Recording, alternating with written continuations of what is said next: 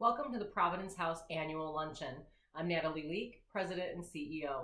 Today we're celebrating our 39th anniversary of protecting children and supporting families through crisis. Obviously, this is not our typical venue where we're welcoming over 700 guests, shaking hands, sharing hugs and laughter. But I am thrilled that you are safe and joining us in our virtual venue as we once again come together in our common commitment to protect our community's children. I have a lot to share today and update you about, but first, like our traditional luncheon, I'm going to turn things over to our board chair, Jane Cronin, and our event chair, Karen Dolan, to welcome and thank you for joining us. Good morning, and welcome to our virtual luncheon for every child. My name is Jane Cronin, and I have the pleasure of serving as the chair of the Providence House Board of Directors. On behalf of Providence House, the children and families we serve, my fellow board members, along with our Legacy Council and Friends Group, welcome. We are honored that you have chosen to spend your morning with us. This year, we celebrate our 39th anniversary, and although a bit different, at today's luncheon, you will have the opportunity to hear updates from Natalie, participate in a virtual question and answer session, and support our children and families. I'd like to recognize and thank our event sponsors, our children's champions, and our partners in prevention. Without companies and organizations like these, the generous foundations and compassionate individuals like you, we would not be able to continue to protect our community's children and serve our families during crisis. Once again, thank you for joining us.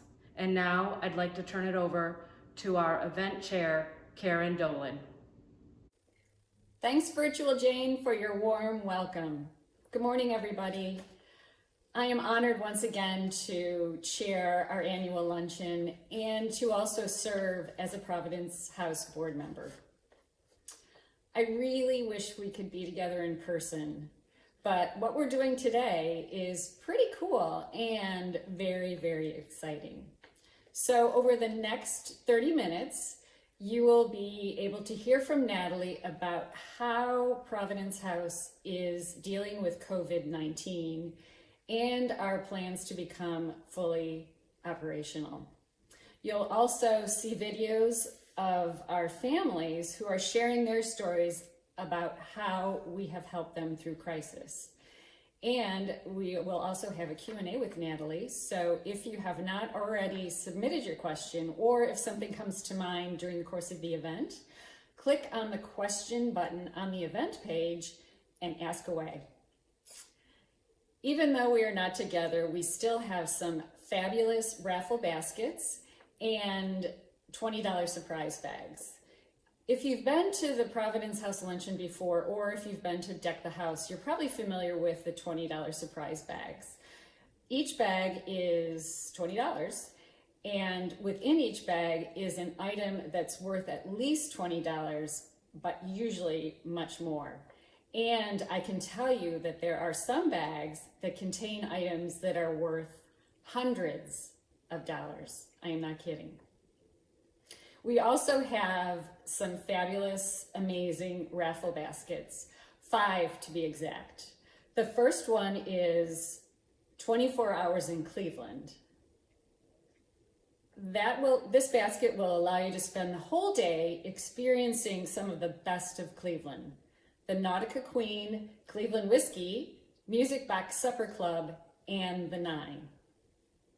The Art Connoisseur Basket features tickets to Cleveland Public Theater, Severance Hall, Akron Symphony, and more. And we have confirmed flexible and extended deadlines with each company. Our Escape to Antigua basket is perfect for couples or families. You'll enjoy 7 to 9 nights at St. James Club in Antigua, up to 3 rooms, double occupancy. Note that this does require an all-inclusive supplement of $125 per person per night. With our Family Fun Basket, you can create fun memories for the whole family. From the Great Lakes Science Center to Mr. Divots to Angelo's Pizza and much more. There are also a selection of board games to keep the whole family entertained. And last but not least is our Root for the Home Team basket. Cheer on your favorite team, the Indians, Browns, the Crushers, and enjoy a full day of golf. Tickets are $5 and you can purchase tickets for each specific basket on this page. The raffle will close at 11:30 and Natalie will announce the winners at the end of our event. So get your tickets now. Of course, none of this would be possible without the support of our community. First, I want to recognize our annual corporate sponsors who support Providence House. At the top of our event page, you'll find our program book. And in the program book, we acknowledge these generous partners who support Providence House all year round and help make our mission possible. I'd also like to give a special mention to our children's champions, the Community West Foundation, Array Creative, Think Media Studios, and Twist Creative. And a very, very special thanks to my luncheon committee, Providence House staff, and everyone who made today possible. All of these people have given their time, talents, and treasures to make this a virtual and literal success. We need you too. Through their support and your support, Providence House has been able to help over 8,000 children for the past 39 years.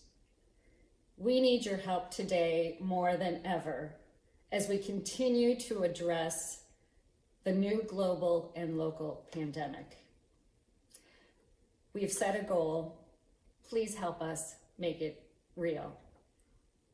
I now turn you over to Natalie. Thanks, everybody. Thank you, Jane and Karen. Usually my speech at our luncheon is about the children and families we serve and updates on our progress and growth. Like our virtual venue today, I just want to talk with you. We are going to tell you how we're doing, how our children and families are doing, the lessons we're learning through this pandemic and the services that we've adapted to serve our families and children, and how we hope to return to full operation stronger than ever. This year, we're also going to try something else new. A number of our guests submitted questions when they registered, and I'll be answering those questions as I go along and a few others during our raffle later in the program. Some of you have been keeping tabs on how we've transitioned services through the COVID-19 pandemic. Providence House has been managing and adapting services since the early part of March in anticipation of what we would need to do to support our families. We've been sharing these updates with you through short videos on social media, emails, and other communications like our newsletter. I want to thank Mike Klein, one of our guests today, for sharing how much you appreciate these updates, and we will continue to keep doing them. As Ohio braced for the pandemic, we made the very difficult decision to temporarily shut down our children's shelter services on March 19th. It was truly for the health and safety of our children and the staff who care for them around the clock. At the time that we made the decision, 14 children from 6 families were in our care. It took us a couple of days to make sure that we could all get them into safe housing, provide them with basic need items, food, diapers, formula, items for their children, and make sure that they would be safe for the pending stay-at-home orders. In fact, one of our moms didn't even have transportation to get to the house where she is staying, and we had a donor help fund the Uber ride to get her to that safe location.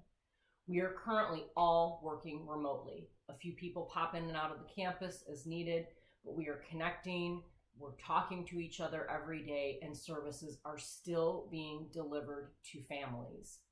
So I want to talk about the families that we're currently supporting and how we're doing it. Right now, over 200 families are being supported by Providence House.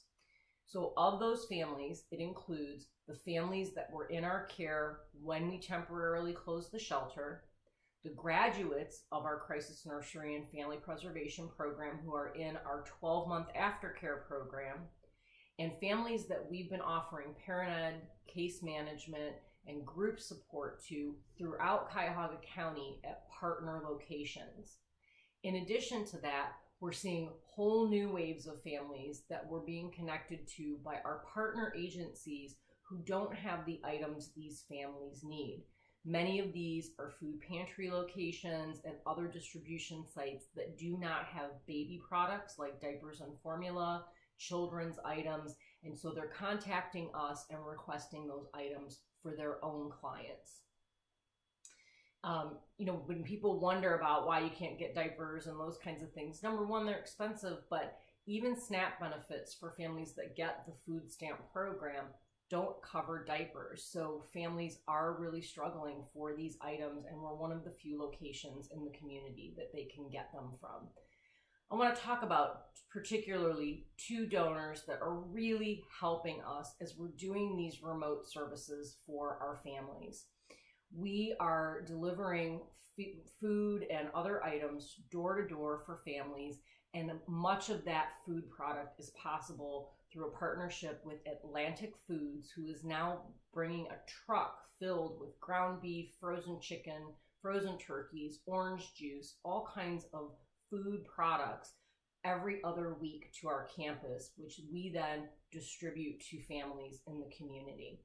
In addition, the Woods Restaurant is preparing homemade meals from their kitchen for families every single week. And one of the very first families to receive those products, that dinner, was a mom with 6 small children who recently lost her husband and their father.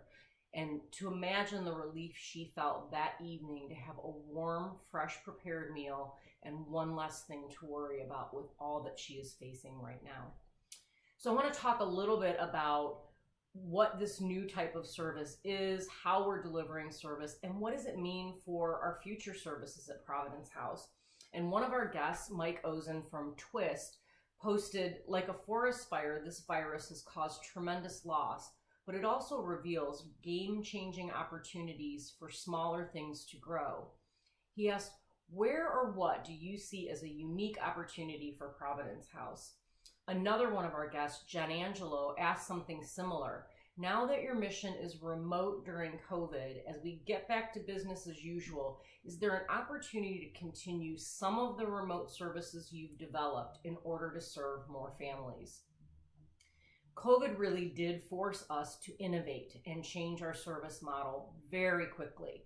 And the way we deliver services and support families has changed and continues to evolve. We've thought about some of these things for years, but we're concerned about the resources and the staff bandwidth while we were operating on the campus. And so this forced innovation has really allowed us to try out how these services work, and we're seeing them as invaluable supports for families that we hope to continue. We're doing phone-based support with social workers for our families, for counseling, case management, service linkage referrals. We are also doing home visits, delivering basic need items, food, clothing, toys directly to our families. And we are accessing families that can't get to us or are coming from other agencies and also providing them items. These innovations were through necessity, but we hope to adopt them and include them in our future service offerings for families that we can't get in due to our waiting list. We can continue to support them by phone and with products.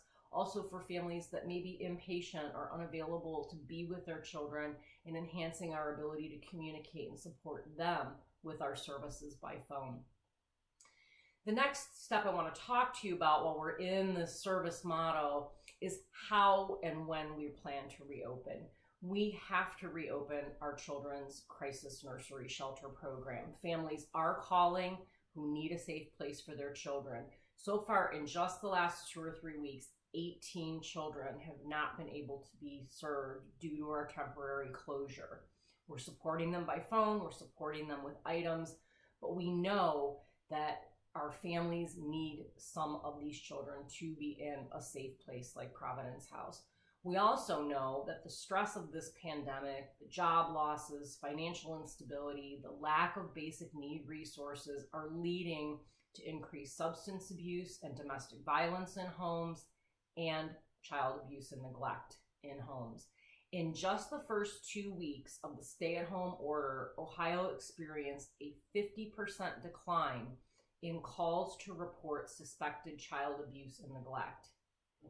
Primarily, that decline is due to the closure of schools and daycares where teachers are mandated reporters and are reporting children that they are concerned for their safety.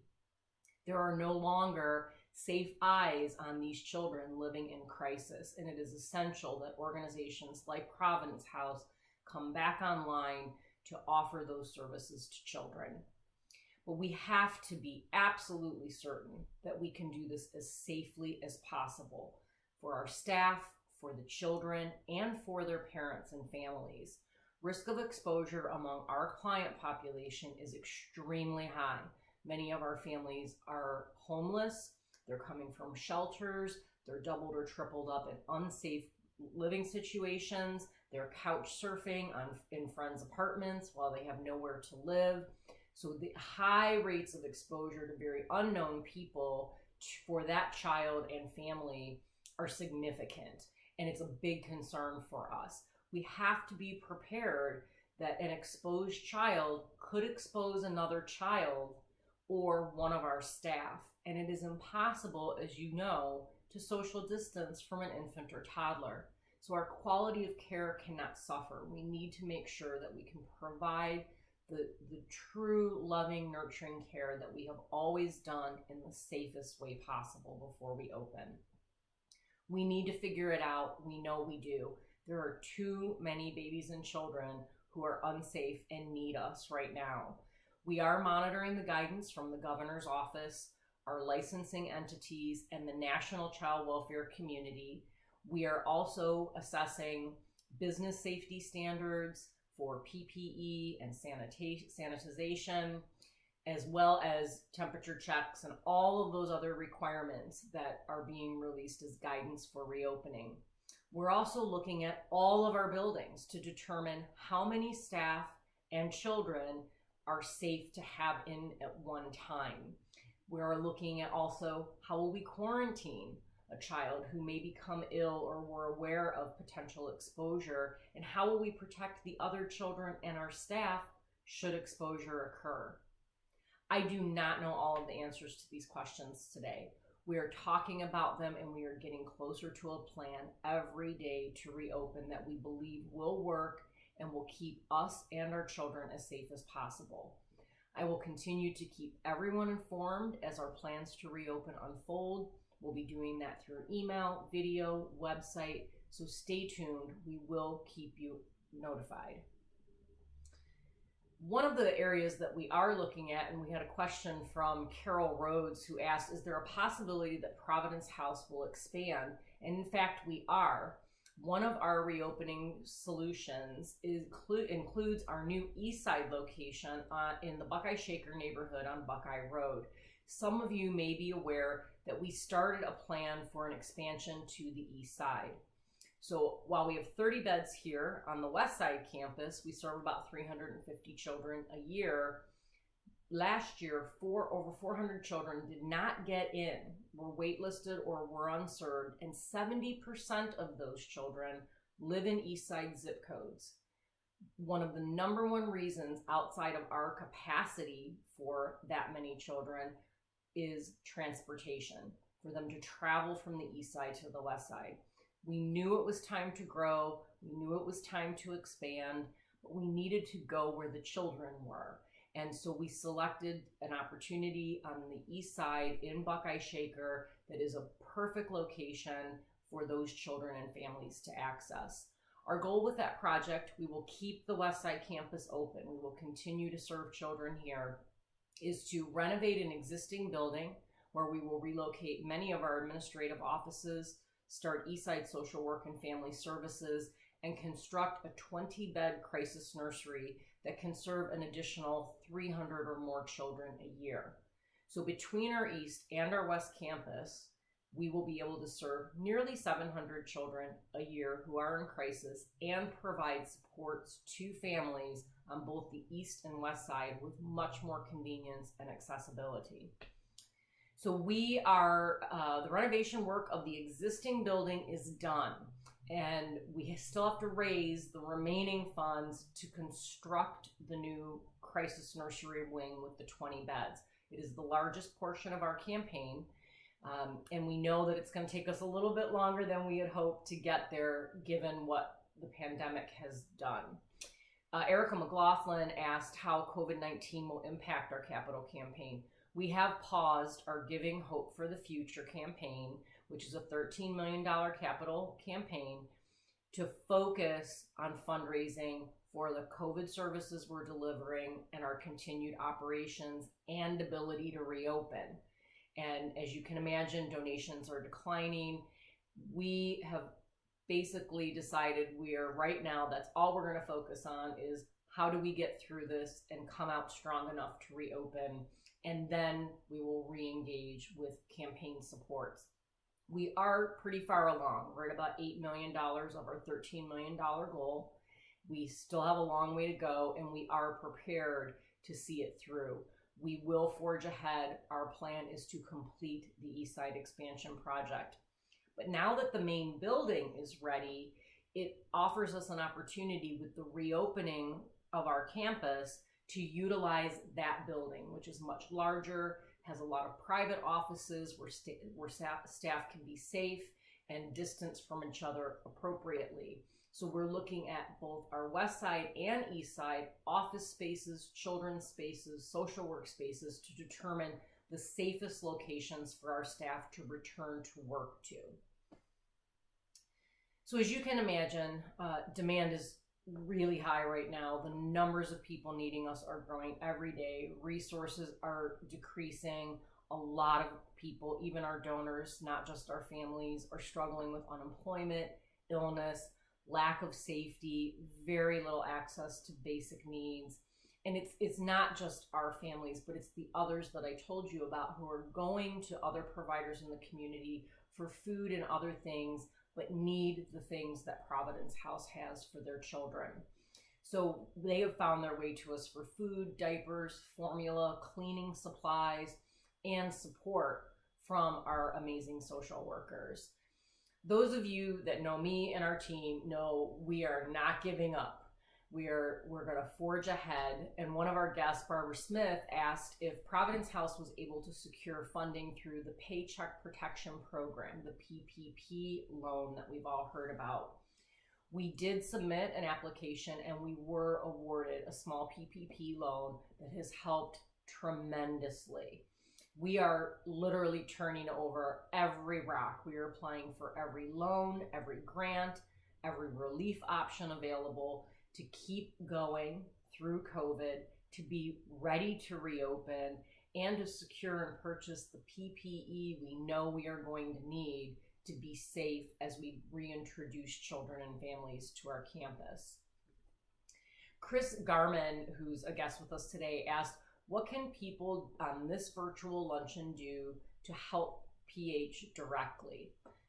We need your help. We need you to help us continue to help our families and the many, many new families and children who need us right now by making a gift. Let us be your heart and hands in the community, supporting and bringing resources to these families.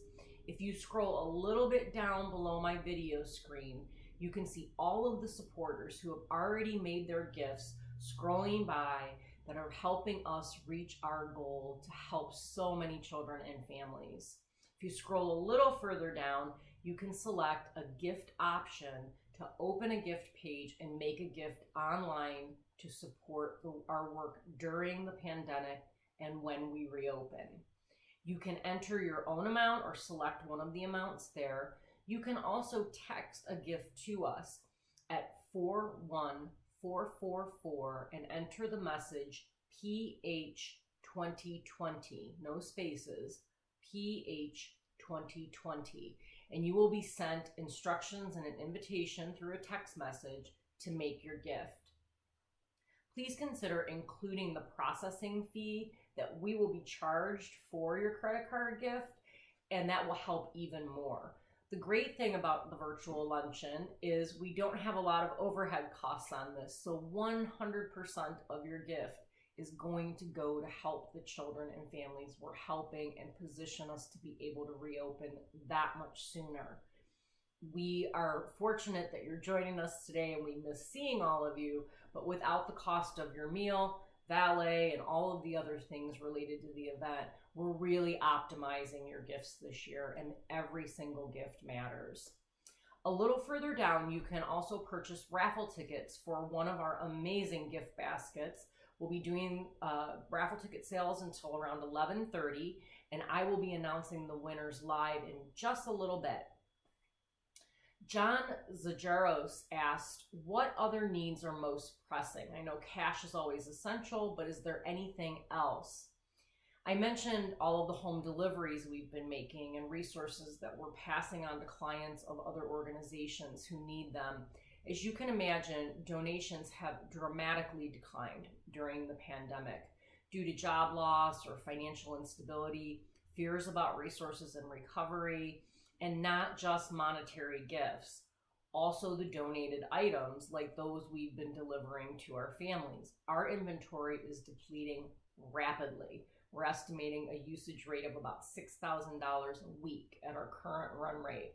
So our shelves are getting bare while we're supporting families, and we need those items to continue to support families in the community and to make sure we have enough inventory on hand to reopen when children return to the campus. So if you are interested, if you can make a cash gift today, wonderful. If you prefer to donate items, or you can do both.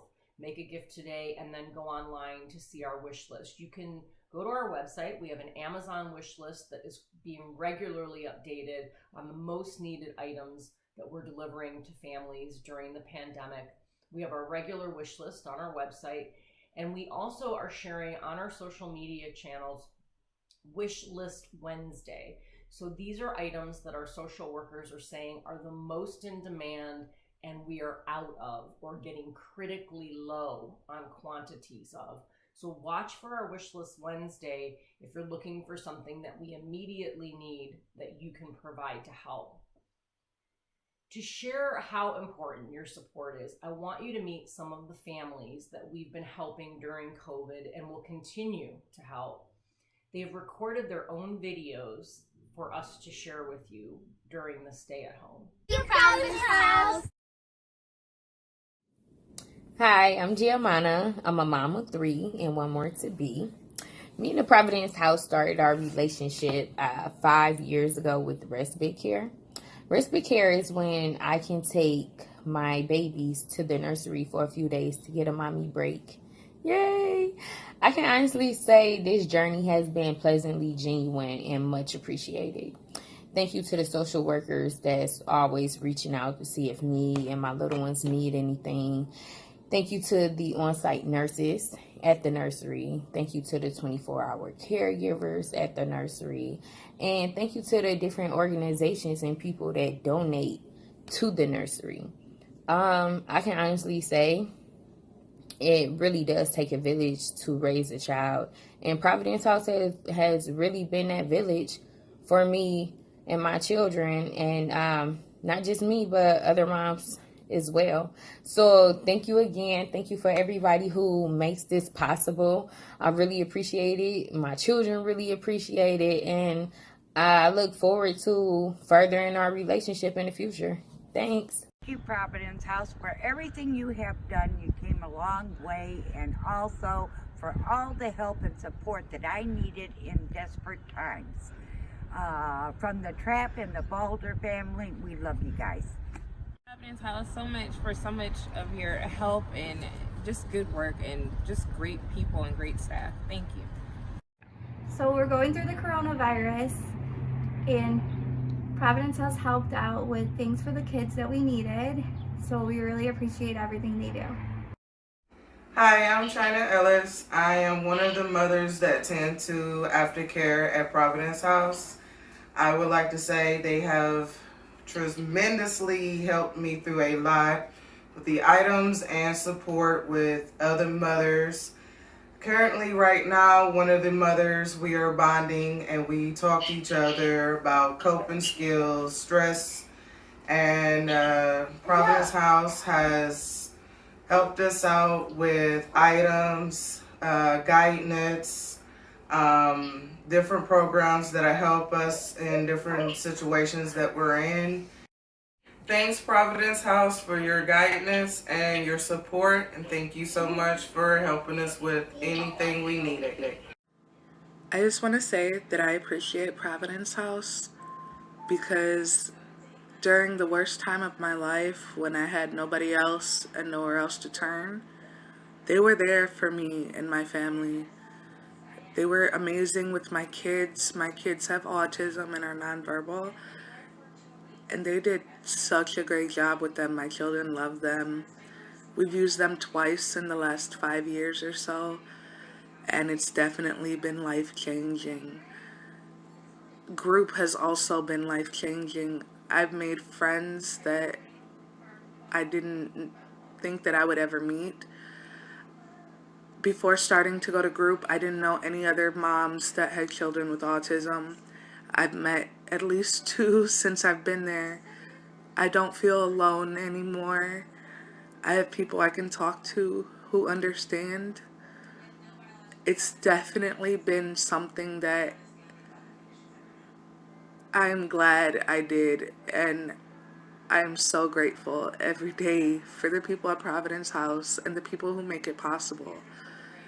I don't think it's fully understood how much of a difference you guys make for people who really need you. Thank you. Hi, my name is Denisha Austin. I went to the parenting classes that the Providence House came into the schools to do with Emily. It was great. I would encourage anybody else to go. It helped. I look forward to going. Thanks. Bye. Hi, this is Kira Stewart. I just came to tell you guys a little bit about how the Providence House has helped me since during the coronavirus. Aaron specifically has been helping me with different resources as far as food stamps and mental health and things of that nature. And also, when I was first moving in, they gave me some food and stuff. So I think it's a very good program for people who are interested.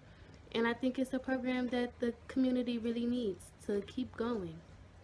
Oh, thank you, Providence House. Thank you for everything. That's very amazing. The job you're doing. Thank you so much. Thank you. God bless you. Thank you. Thank you, Providence House.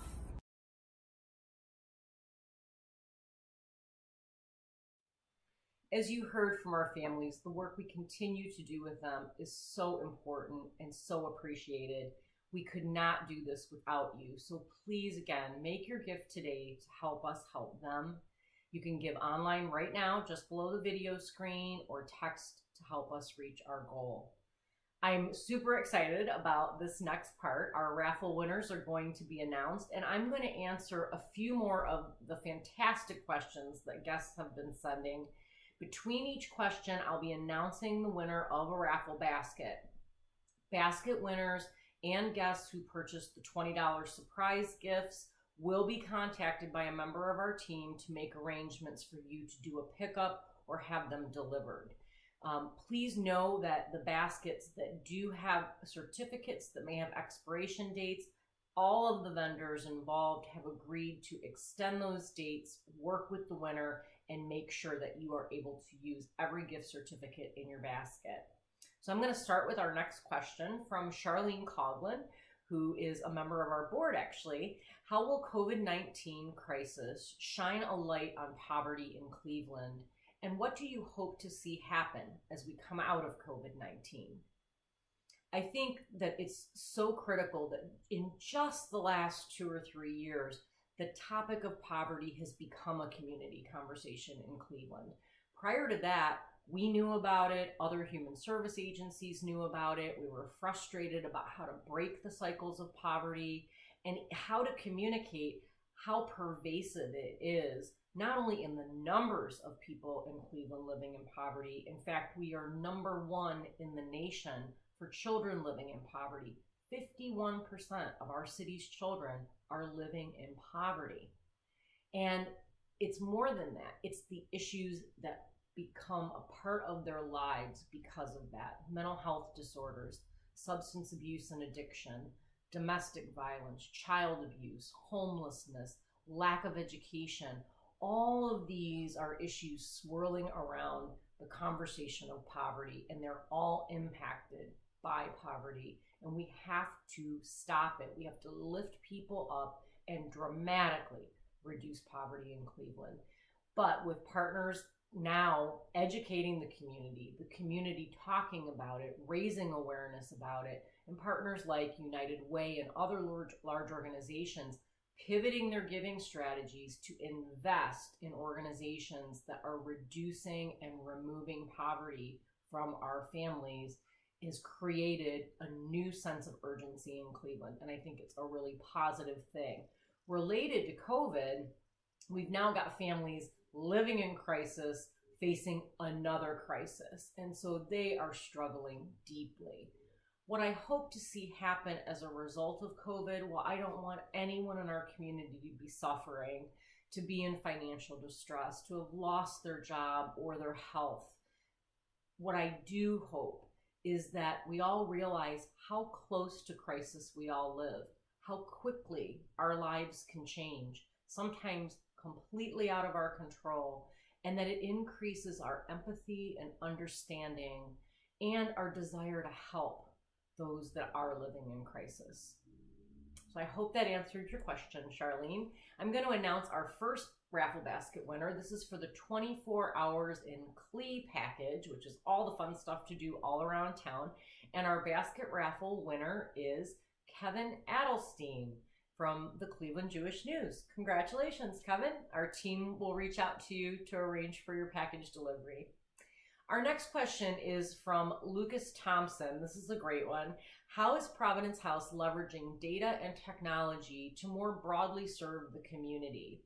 And why I'm so excited is, if you know me and you know our team, I'm a complete data dork. We are a data culture here. We all actually get excited about data.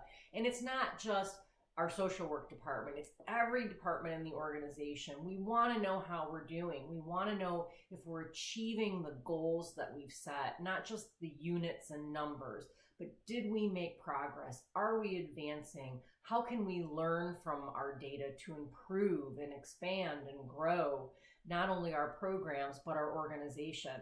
And so we use our data all the time to give evidence of the impact, to talk about our stories in a real context of change in our community and improvement for families. So it's not how many families did we serve and how many children did we offer shelter to. It's how were those families a year later or 3 years later? Were they still together? Were they strong? Were they safe? Did they have better jobs with higher pay and children that were performing well in school? Those are the indicators for us that really speak to our intervention creating long-term stability and self-sufficiency for our families. On the technology side, obviously through the pandemic, we're stretching our wings even further than we have in the past. We have used technology not only internally as a team to coordinate, but with our families also in things as simple as text to give reminders about visitation and appointment with their children.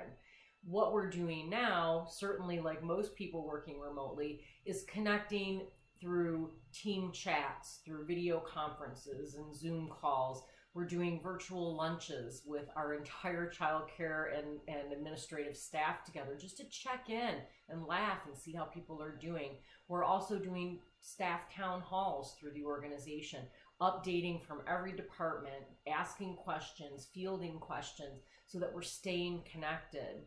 And we're really excited by some of the new allowances in our child welfare and licensing sectors around virtual visitation. With these technologies now being used regularly through COVID, programs that in the past were very restrictive about how a parent and a child could interact for a visitation were pretty restrictive. And so we've had to go virtual. And so new guidelines are coming out that we're excited about, because we have sometimes many families that can't see their children while they're here. They're inpatient, they're hospitalized, they're receiving inpatient treatment for substance abuse or mental health issues. And it's very difficult for young children to chat on a telephone with their parent. This will allow us the ability to use this technology to really help families see one another and feel connected together. So we're super excited about some of the advancements that are being made in child welfare to adapt to technology. Again, kind of forced innovation that we only think is going to improve our programming. Our next basket is the Art Connoisseur, and our winner of that basket is Jessica Gutai. So congratulations. And again, all of the concert series and tickets for all of the shows are being extended or moved to new seasons if any of the seasons have been canceled or postponed. Our third question is from Linda Nossaman. She asked, what is the best way for an organization to contribute to Providence House or provide other assistance? She mentions in her post that a few years ago she came with a group to do a project on our campus with yard and house cleanup. And so I'm super glad you asked that. Obviously, organizations can support us in lots of different ways. We have some great group fundraising ideas on our website that give you some fun fundraisers that you can do. Jeans Day, Penny Wars. We have groups from preschool classrooms all the way up through businesses, faith communities, churches, synagogues, brownie troops, all participating in these group efforts to either fundraise monetary gifts or collect items from our wish list for donations. So that's always a fun team building thing to do.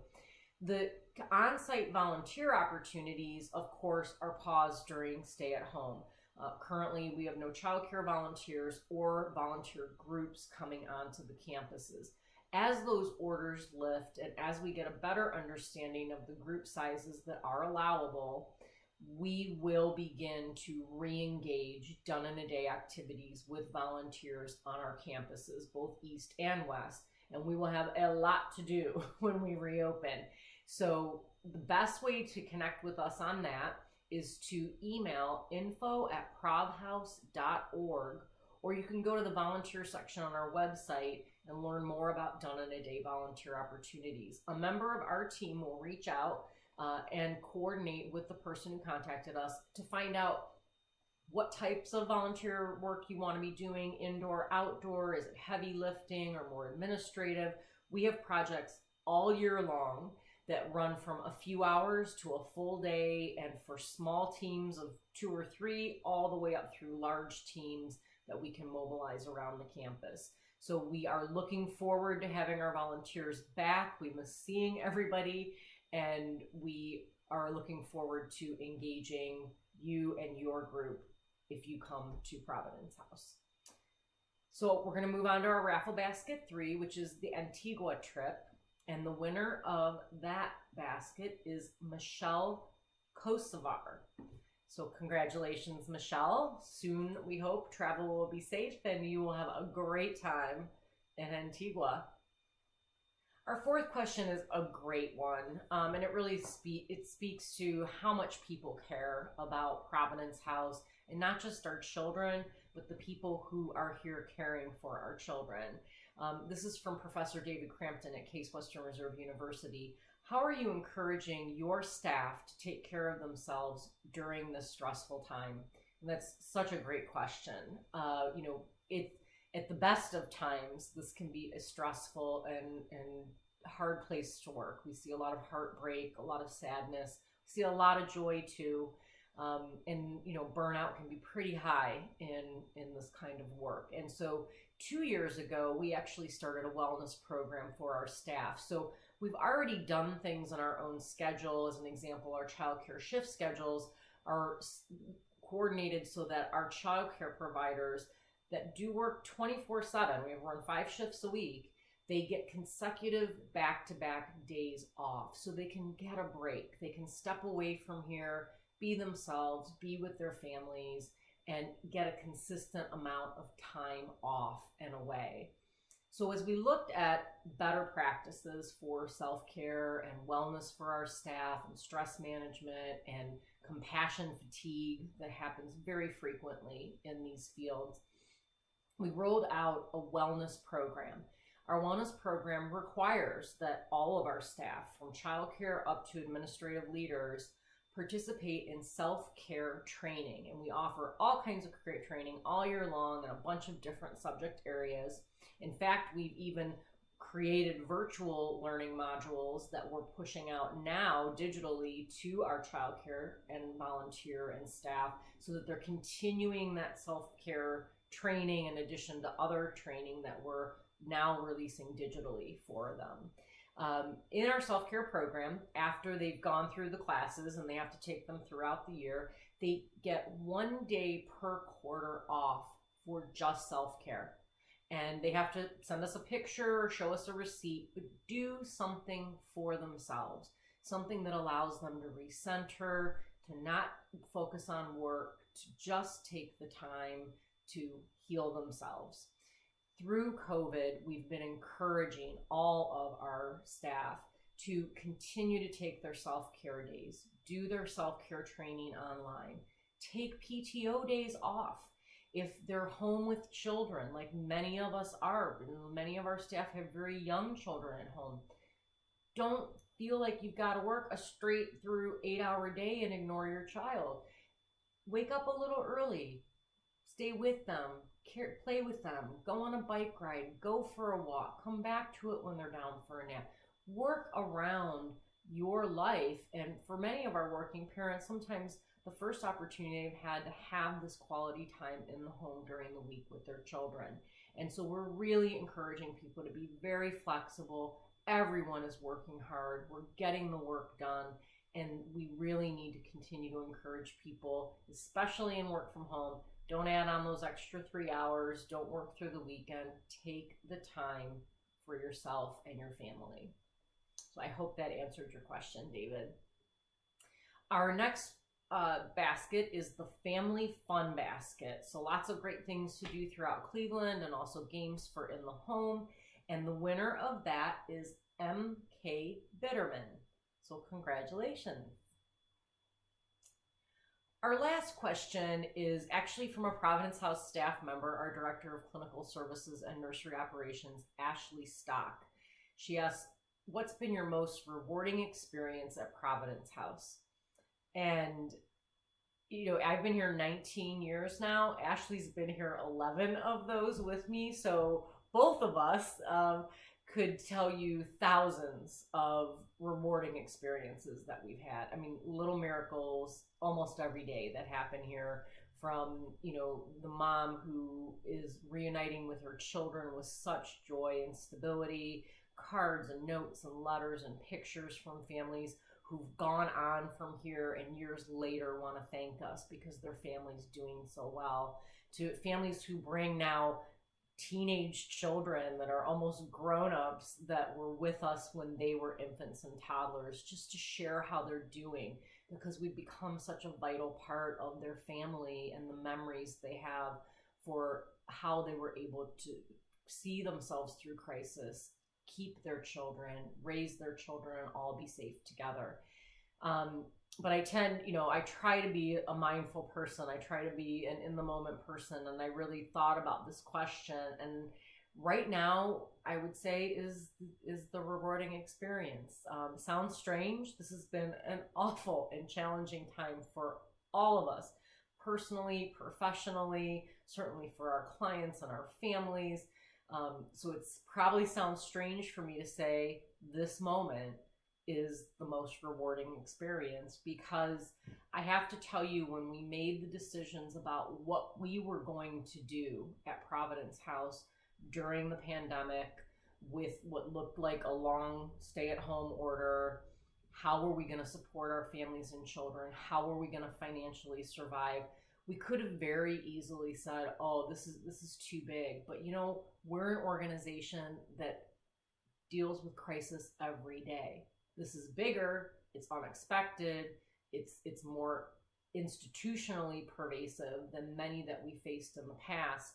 But we've always met those challenges, whether it be a crisis for our families or a crisis we're dealing with that the board is addressing and the staff is addressing around a financial matter. We're an organization that is so committed to the mission, that is so committed to the vocation of our work, not the job of our work, that to watch this team and watch our board step right up to the line, roll up their sleeves immediately, work tirelessly, point the same direction, wrap their arms around these issues, and find solutions in not a matter of weeks, in a matter of hours and days, was incredible.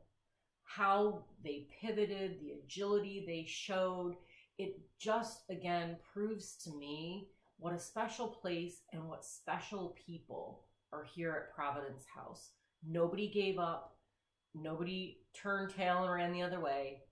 Everyone jumped in and attacked this crisis so that we could continue to support our families and come through on the other side healthier and stronger than ever. And I am so proud of it. So once I get myself together, I want to thank you again for joining us today I missed a basket. I thought we were done. Sorry, basket number 5. So basket number 5 is root for the home team. So these are our Cleveland teams. We can't wait to see them back on the field and rooting for them. And in the stands is going to be our basket winner, Jeff Ulick. Congratulations, Jeff. Sorry, I almost didn't give you your basket. So now really we're going to thank you for joining us. And I just want to share as we close out this luncheon, this was a new experience for us, probably for many of you. We hope you enjoyed your first foray into a virtual event. Please stay tuned for updates on our ongoing services. We will be sharing how many families we're serving, if any more services have changed or modified, and how we will reopen. We will share these updates with you through short videos on our social media sites. If you are not following us, please check out our website and connect to us on Twitter, Facebook, Instagram. We'll be putting updates on our website, LinkedIn, also email communications. So I know a number of you are receiving our emails. Also, be listening and on the lookout for information about our upcoming events, whether they're in person, virtual, or a blend. We really don't know how things are going to pan out in the months ahead, but we are going to continue to need your help.